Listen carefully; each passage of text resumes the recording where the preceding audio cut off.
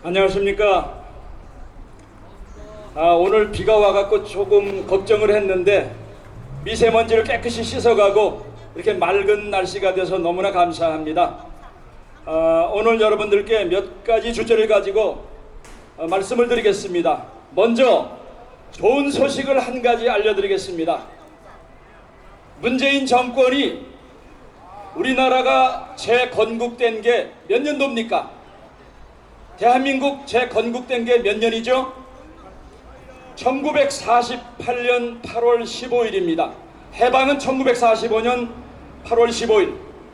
해방 후로부터 3년 후에 전 세계 유엔에서 합법적인 한반도의 국가로 인정을 받은 대한민국의 역사성과 정통성을 부정하려는 악한 괴계가 지금 대한민국에 돌고 있습니다. 이 문재인 정권이 그 대표적인 케이스인데 1948년 대한민국의 건국을 오히려 희석하고 1919년 임시정부를 부각시켜서 100주년 기념 행사를 대대적으로 준비하고 있었습니다. 그 이유가 뭔지 여러분 혹시 아십니까?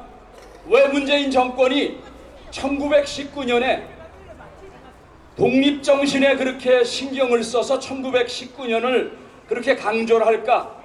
여러분 조금만 깊이 들어가시면은 1919년 임시정부를 할 때 그때부터 공산당 세력이 우리 임시정부 내에서 있었습니다. 심지어는 러시아로부터 코민테른으로부터 돈을 분자금을 받아서 그때 활용한 증거가 있습니다.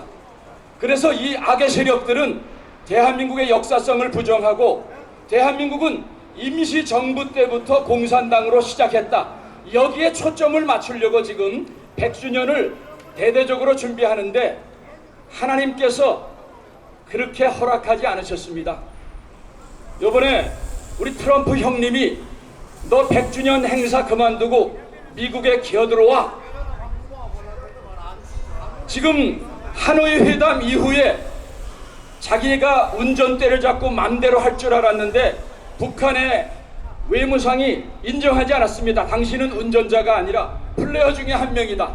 이제는 북한에도 폐기 처분당하고 시진핑한테도 폐기 처분당하고 조금 여기서 더 나가면 미국에게도 폐기 처분당할 상황이 놓였습니다. 이번에 얼마나 문재인을 트럼프 대통령이 갖고 노는가 하면은 4월 11일이 지금 임시정부 100주년을 기념하는 대대적인 국가 행사로 해서 뭐 기념일로 선포하겠다 수작질을 벌이고 있는데 미국에서 너 요번에 그 수작질 그만두고 겨들어와. 날짜를 옵션도 주지 않았어요. 여러분 한국에서 미국 정상회담을 가는데 1박 2일 동안의 정상회담이 우리나라 대통령 역사에 없습니다. 근데 딱 다른 날짜를 정한 게 아니라 4월 11일 날짜를 딱 정했어요. 얼마나 통쾌합니까? 그날 대대적인 행사를 하고 난리 치려고 지금 해갖고 우리 보수 측에서는 그날 맞불 행사를 하려고 지금 준비하고 있는데 그거 이낙연 총리한테 맡기고 기어들어가서 조인파 까질지 뭐 할지 모르겠어요. 이렇게 악한 생각으로 북한을 속이려고 하지만 미국이 바보 멍청이가 아닙니다. 지금 이것도 미국에서는 다 보고 있어요. 요즘 인공위성은 과거에는 뭐 1피트인데 지금은 1인치 단위로 인공위성에서 다 찍을 수 있습니다. 미국의 정보 첩보 능력은 대단합니다. 그래서 요번에 한번 트럼프 대통령이 철퇴를 내렸습니다. 100주년 기념 행사를 통해서 빨갱이 독립건국 정부로 우리나라의 정통성을 몰아가면서 북한하고 혁명화 작업을 하려고 그랬는데 이것이 무산됐어요. 저는 오늘 아침에 이 소식을 듣고 얼마나 통쾌한지 제가 SNS로 이걸 날렸습니다. 트럼프 형님한테 한 방 먹었죠. 오늘 사회자께서 이런 소개를 했습니다. 두 분께서 동일하게 문재인은 북한의 대변인이다. 그거는 우리가 얘기하는 게 아니라 외국 언론에서 얘기를 했고, 이번에 나경원 의원이 아니 대한민국 대통령이 왜 북한의 대변인 역할을 하느냐, 외국 언론에서 그런 비판을 하니까 우리나라 대통령이 그런 비판을 받지 말도록 해달라. 근데 도둑이 재발절이다고 그거 갖고 야단 법석을 치잖아요. 자기네는 과거에 이명박 대통령 때, 박근혜 대통령 때 태어나서는 안 될 사람이라는 그 정말 말도 안 되는 말을 하면서 외국 언론에서 말한 걸 갖다 문제를 삼고 있습니다. 근데 저는 북한의 대변인이라 하는 말도 정확한 말이 아닌 것 같습니다. 왜? 이 양반이 선거 유세 때 뭐라고 우리에게 공약을 했습니까? 자기는 과거 정권 때 완성을 하지 못한 연방제 통일을 자기는 집권하면 완성하겠다고 그랬어요. 여러분, 연방제 통일을 완성하겠다 하는 것은 북한의 대변인 역할을 하겠다는 게 아니라 북한의 혁명 동지가 되겠다는 얘기 아닙니까? 대변인이 아닙니다. 이 사람은 북한의 혁명 동지예요. 이 사람이 말한 발언을 보세요. 베트남에 가서 뭐라 그랬습니까? 수십만 명, 30만 명이 넘는 한국의 군인과 노무자들이 갔는데 월남이 패망하는 걸 보고 희열을 느꼈다. 당신의 조국은 어디길래 월남이 패망하는 거 보고 희열을 느껴요? 여기도 월남 참전 동지들이 있을 텐데, 그러면 월남전에 참전한 우리는 뭡니까? 우리는 그러면 주적 아닙니까? 이번엔 캄보디아 가서 또 한술 더 뜨더라고요. 여러분, 캄보디아가 어떤 나라입니까? 캄보디아 폴포트 정권으로 킬링필드 수백만을 죽인 공산 독재 정권 아닙니까? 근데 이번에 뭐라 그랬어요?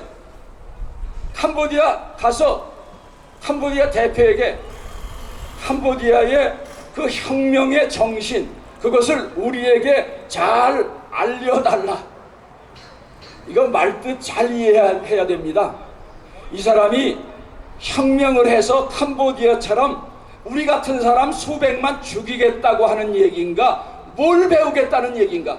아니, 캄보디아부터 당신이 그렇게 추종하는 중국, 러시아, 우리나라 박정희 대통령의 리더십을 배우기 위해서 국가정책으로 채택을 하고 수십만의 사람이 대한민국 와서 대한민국을 배우겠다고 하는데, 여러분, 우리가 배울 게 없어서 캄보디아에 가서 뭘 배웁니까?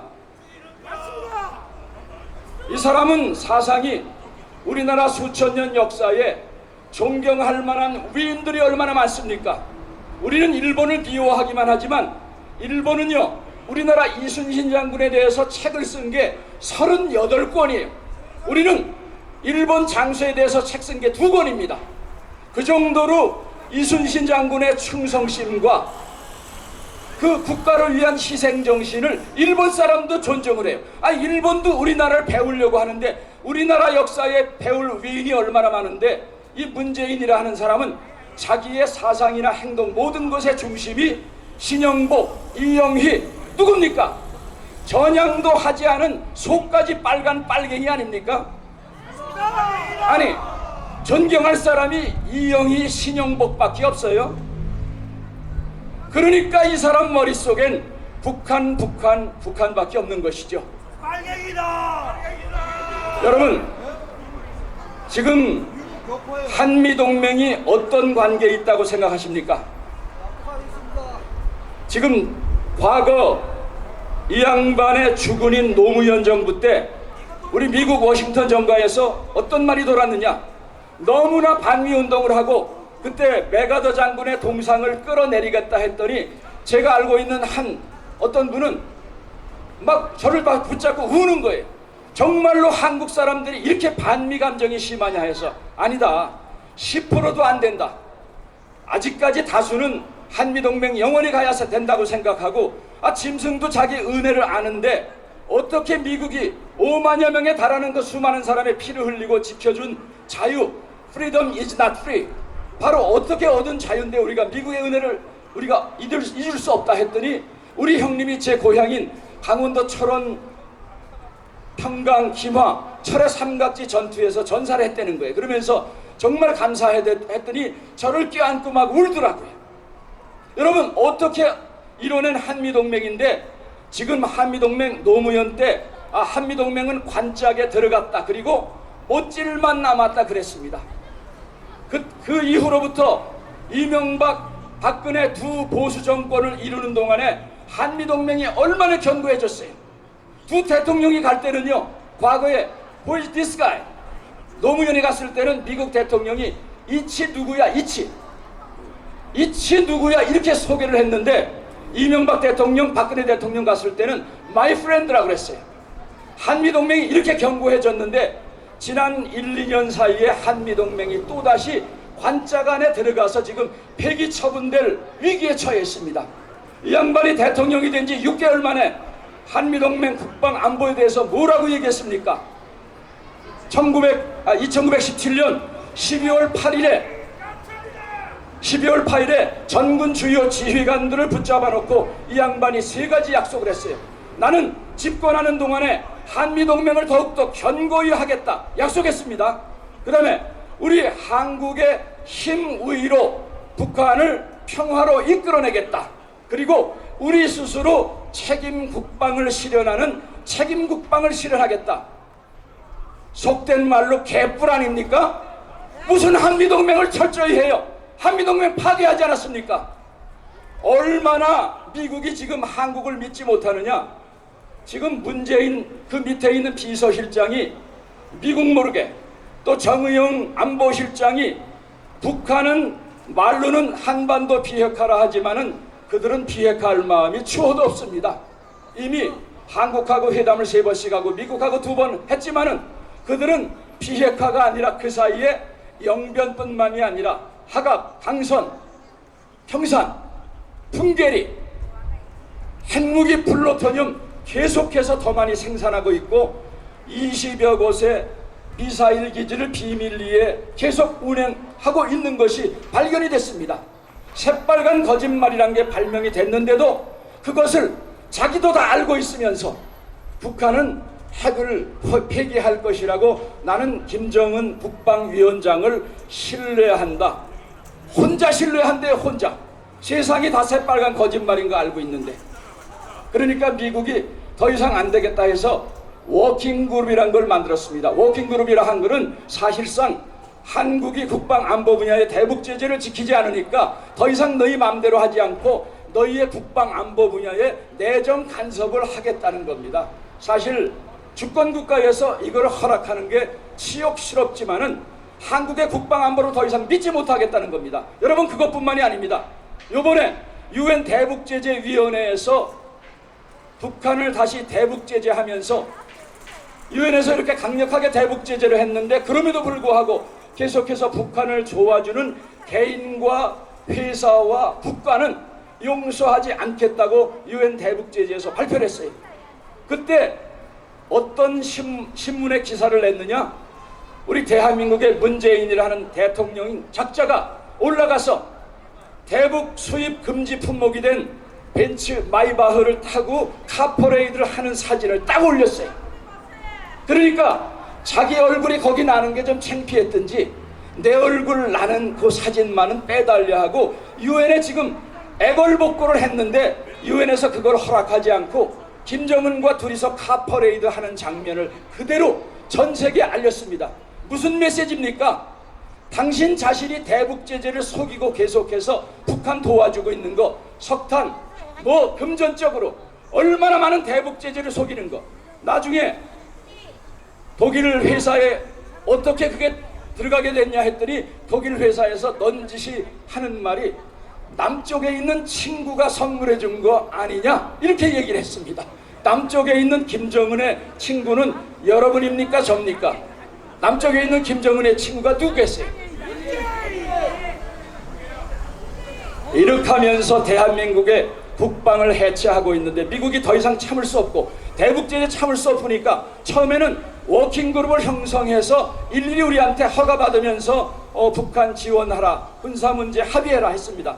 요번에 그거보다 더한 것은 회사들을 통해서 야금야금 도와주니까 그 증거를 다 갖고 있고 이제는 우리 한국 정부를 믿을 수 없으니까 대북제재를 어기는 그 회사를 일일이 간섭하겠다 해갖고 대북제재 특별조사관을 한국에 파견했습니다. 여러분, 이 정도 되면은 한국은 볼장 다 본 겁니다. 미국이 지금 어떤 마음을 갖느냐에 따라서 김정은의 운명은 물론 대한민국 문재인의 운명, 그리고 대한민국의 운명이 아주 심각한 지경에 있습니다. 여러분, 이것뿐만이 아닙니다. 일자리를 한번 여러분 살펴보시기 바랍니다. 나라를 사람 사는 세상 만들겠다 했는데, 여러분, 제가 33년 살은 미국은 지금도 시간당 최저임금이 지난 10년째 7불 50센트, 7,500원, 8,000원이 안 돼요. 근데 1인당 국민소득이 3만 달러밖에 되지 않는 나라에서 시간당 최저임금을 8,450원으로 올리면은 자영업자들, 소상공인이 어떻게 먹고 살겠어요? 이게 전부 다 죽는 거예요. 광주에서도 제가 문재인 퇴진 집회를 하러 가서 금남로, 충장로 다 돌아다녀 봤더니 이건 뭐 소상공인이 다 죽어가게 생긴 거예요. 일자리 창출한다 그러더니 소상공인 전국에 600만, 700만 다 죽이고, 작년에 소상공인이 참다 못해서 수만 사람들이 막 모여서 문재인 정권을 규탄하는 집회를 했습니다.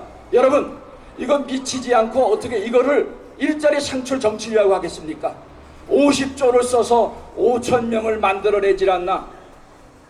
공무원을 늘려서 일자리를 만들겠다? 여러분, 전 세계적으로 이제는 정부는 소정부 자꾸만 다운사이즈 줄여갑니다. 근데 이 양반은 우리나라 인구가 5천만 밖에 안 되는데 3억 2,600만 되는 미국의 공무원 숫자보다 1억 2,600만 되는 일본의 공무원 숫자보다 일본은 31만 명, 미국 80만 명, 근데 우리나라는 100만 명, 80만 명을 또 늘리겠다는 거예요. 이게 일자리 창출이 됩니까? 일거리가 있어서 그 젊은이들이 그 월급을 받는 데면 모르는데, 이제 모든 게 자동화 시스템 돼서 점점 인간이 할 수 있는 일이 줄어드는데, 이런 식으로 해서 국민을 우롱하고 이런 식으로 해서 국가를 야금야금 파괴시키는 목적이 과연 뭘까? 저는 이렇게 생각해 봅니다.